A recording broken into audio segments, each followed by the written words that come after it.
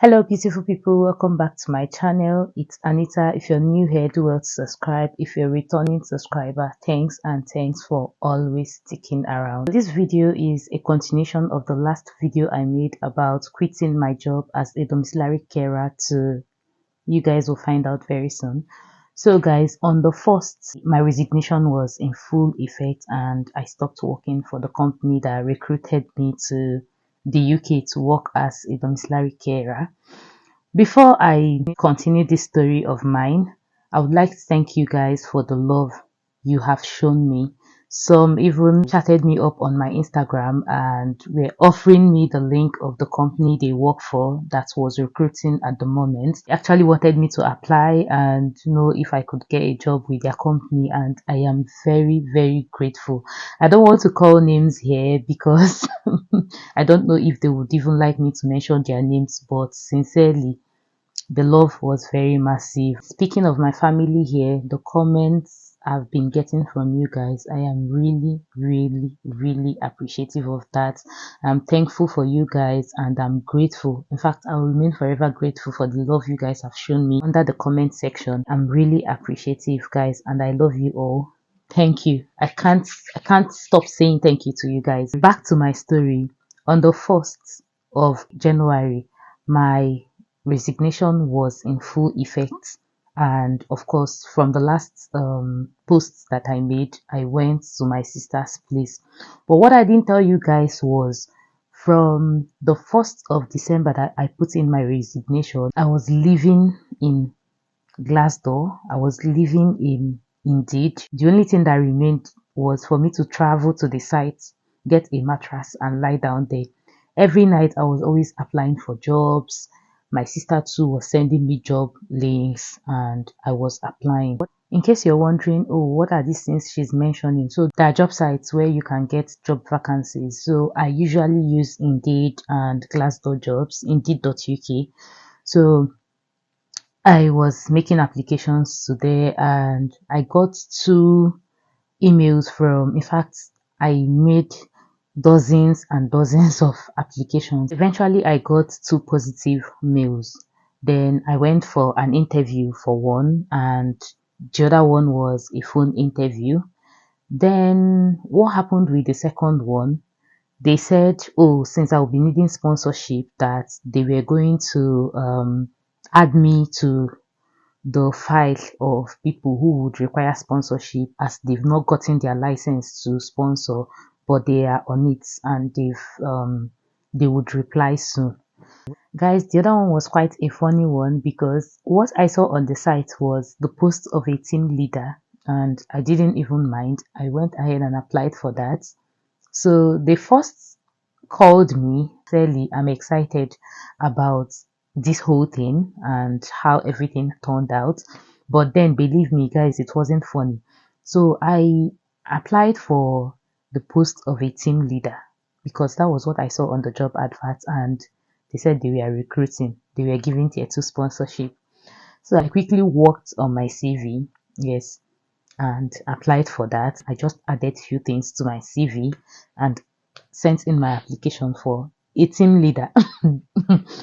So I got a call from them. Then I wrote my cover letter, of course, and in my cover letter I included my number and I also included my email address. Guys, you see, in this life, if something is for you, believe me, if it's your time, it's your time.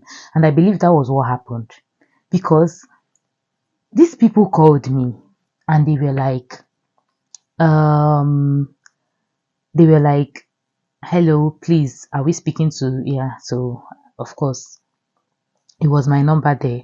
And they were like, oh, we got your CV, but the post you applied for is not, um, doesn't match your CV. Or no, that was not what they said. They said the post you applied for, your CV doesn't, Abi did not meet up to the whatever that they needed. Guys, I cannot sure remember the English that they used, but they asked me, would you like us to give you another role that we think you might fit in? So I'm like, what role? They said the role of a support worker. And I'm like, wow. So at that point, guys, what I really wanted was a job where I need to stay at a place. Something that I don't need to be walking around like just like domiciliary care. I just needed to work either in a care home. I didn't want to know the difficulties of working in such places. All I needed, because like I said, I enjoy my work. My problem is having to always walk around from pillar to post like Father Nemoro Parish. See, that's how they used to say it. It meant a reverend father without a parish house.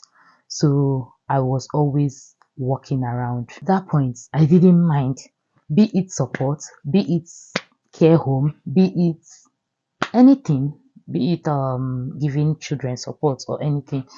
I didn't want to know.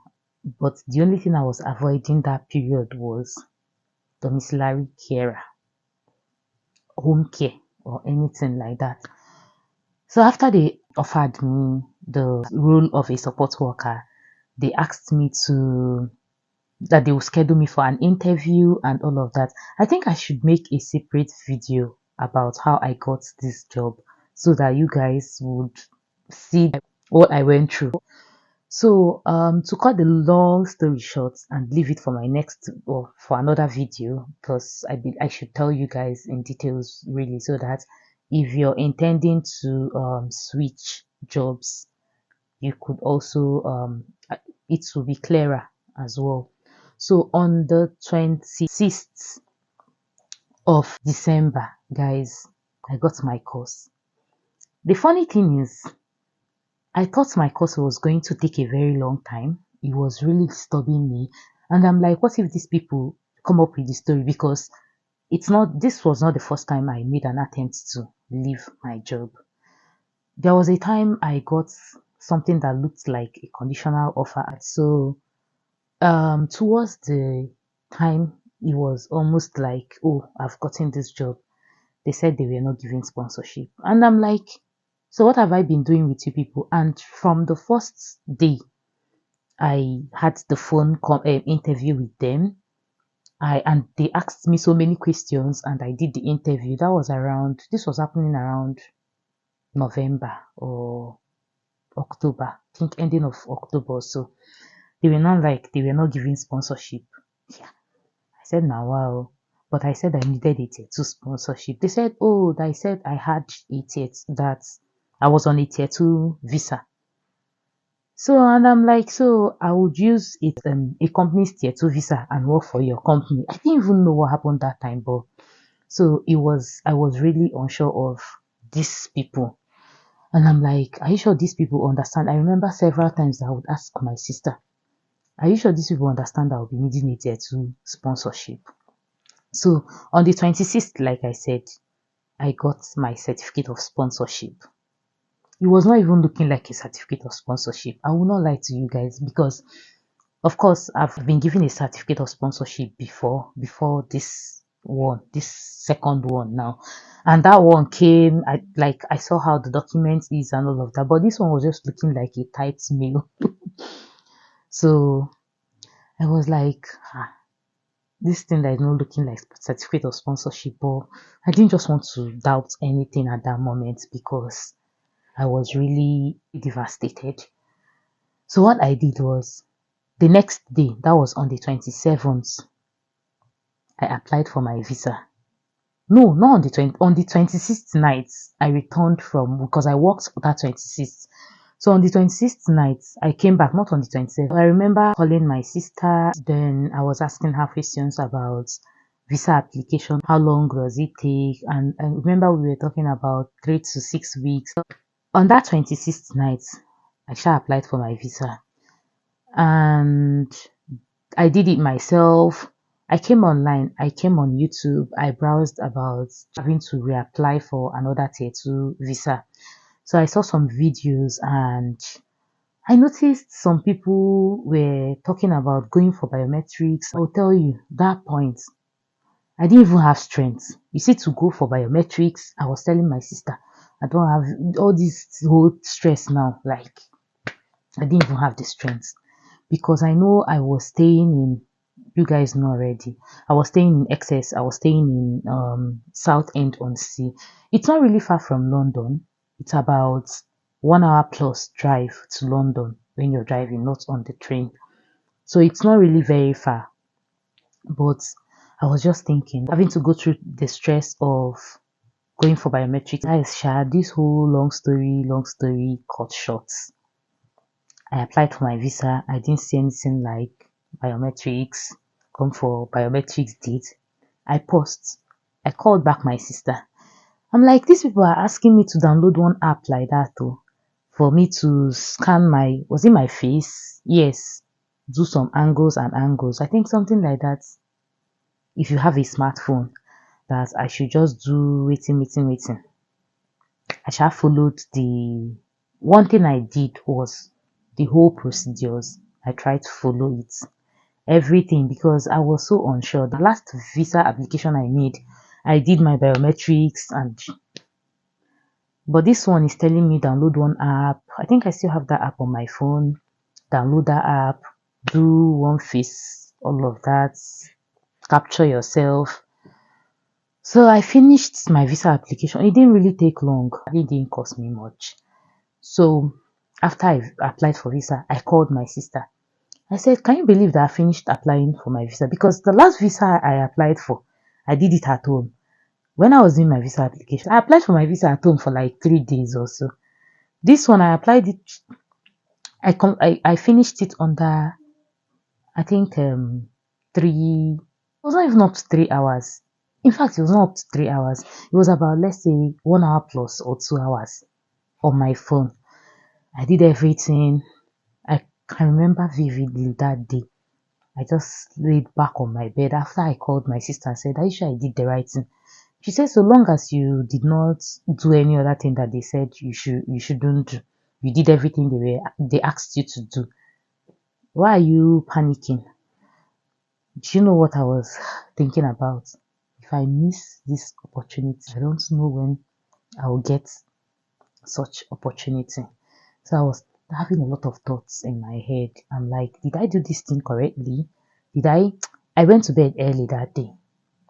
After I just finished, I prayed. After I prayed, when I say I pray, I'm not this kind of like always praying kind of person. God forgive me, but God has always been faithful. But that night, I prayed. I prayed, I wailed, I cried. I've come to realize that sometimes when we take prayer really very seriously is when we are praying for a particular thing. And it's not okay. It's not okay. But I'm working on it, guys. I'm working on improving my spiritual life. God help me. I laid down on my bed and I slept. Then the next morning, I started checking my email because the company that I got the job offer from said when I apply for my visa, I should send them my application number. So I've sent them, after I did that, I sent them my application number. In the morning, I was waiting, I just checked my mail. Do you know I was checking my mail? I was like, let me know if there is any mistake that I made or if I've done something that is not right, or maybe they've sent me a mail, oh, you didn't do this properly or you didn't do that properly. I checked my mail, I did not see anything. That was on the 27th, 28th, 29th, 30th. Guys, on the 31st, I refreshed my mail. I saw gov. She been a visa and immigrations. I be gov.uk visa and immigration. I said, what is this? I opened the mail. Guys, my visa was approved. I saw skilled worker visa, kiniko, blah, blah, blah, blah, blah, down, down, down, down. I went down. And I'm saying that you can work for, the rules. Like, they included the rules. You can work and then they will now like go to the gov.uk for more this thing, all these rules about working for the company that recruited you, not working for more than whatever for another company. I think they included the rules there. I'm like, I thought they will ask for my passport. I thought they're supposed to ask for things. Just like that, they approved my visa with mail. I screenshotted the email. Why? Because I said, what? That's the only evidence I have that my visa was approved. I mean, because if something happened and I don't have that mail, I don't know, guys. Like, you won't blame me. I had so many thoughts going on in my head, and because I know that the previous visa I applied for, I got a stamp on my passport. I was thinking that's how it should be. So, but this one, it was just a mail that they sent. So reading further um down the mail, they said they will deliver my BRP within 5 to 7 days. If I'm right, I think that was what they said. And you know the funny thing, this was on the 31st, right? I went to my sister's on the 6th, and my flatmates offered to drop me off at the train station. So for me to get on the train to my sister's. So I don't know. And somehow it was him that delayed me because I think I went to my office to return my uniform, return my what's it called? Return my ID card, return everything that belonged to the company that I had in my possession. So he dropped me as well to my office. So I think he was saying I should wait so that he would do one or two things. So I was now waiting. If I didn't wait, because I planned once I wake up, I'll quickly get prepared, get to the office, drop my former company's stuff that I had, drop it there, then get on the train and go to my sister's. But he was not like, wait, don't worry, I'll drop you off. And so as I was now waiting, we were now gisting. I think we were gisting and all of that. Finally, I went upstairs to my room and I already told him, oh, I'm expecting my BRP. So in case if it comes, please pick it up for me. See now, I did not even know that they were supposed to use an ID card to pick it up, to receive the BRP, that they won't just drop it like the normal mails that they will just drop at your letter holder. I was not betting though. These people came, and had it been I left earlier, I wouldn't have collected my BRP. They would have sent it back because I wouldn't have left any form of ID. I didn't know I was supposed to leave one for the guy to help me pick it up. So they came, I used my ID card and got my BRP.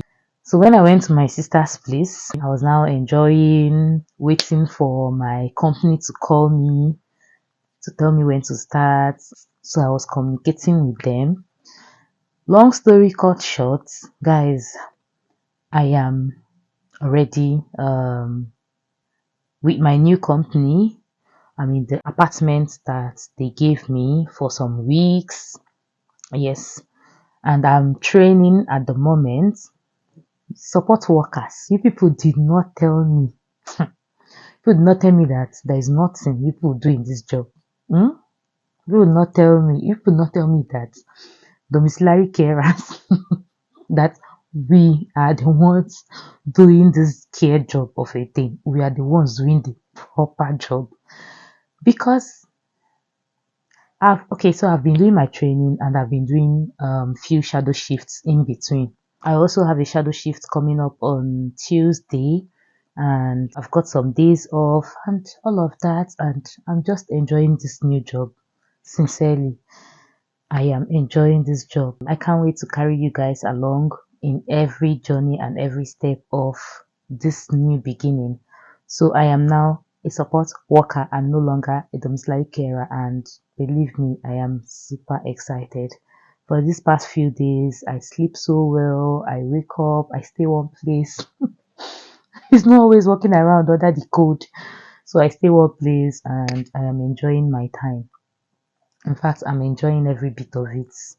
So if you've not subscribed to this channel, do well to subscribe.